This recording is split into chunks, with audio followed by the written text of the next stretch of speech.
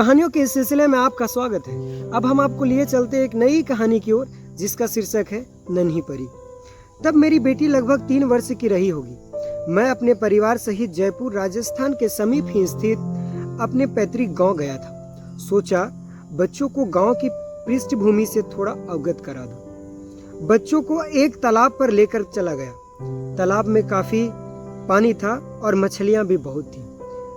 बच्ची मछलियों को देखकर बहुत खुश हो रही थी। इसी बीच 8-10 भैंसों का एक झुंड वहां पानी पीने के लिए पहुंच गया। पानी पीते पीते पता नहीं अचानक क्या हुआ कि 2 भैंस आपस में भिड़ गई, लड़ने लगे। दोनों भैंस बहुत हट्टी कट्टी थी। ऐसी लड़ रही थी जैसे कि वे एक दूसरे की जान चाहती हो। कोई भी हटने को तैयार न था। आखिर एक भैंस दूसरे पर हावी हो गई और उसने दूसरे भैंस को खदेड़ दिया।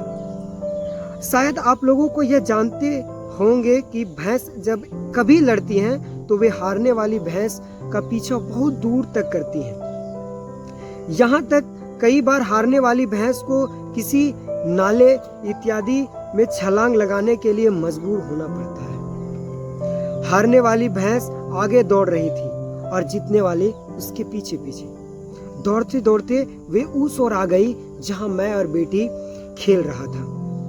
लाख कोशिश करने के बावजूद भी भैंस को रोक नहीं पाया। बचने के लिए हम इधर उधर दौड़ने लगे और एक दूसरे से थोड़ी दूर हो गए। आगे दौड़ते हुए भैंस अचानक मेरी बेटी से टकरा गई और मेरी बेटी जमीन पर गिर गई। मुझे लगा कि मेरी बेटी, मैं अपने बेटी को देखने के लिए दौड़ा। भैंस का खुर मेरी बेटी के पेट से लगभग 2 इंच की ऊंचाई पर था और भैंस वहीं रुक गई थी। उसने पीछे दौड़ रही भैंस से होने वाले खतरे को कोई परवाह ना की।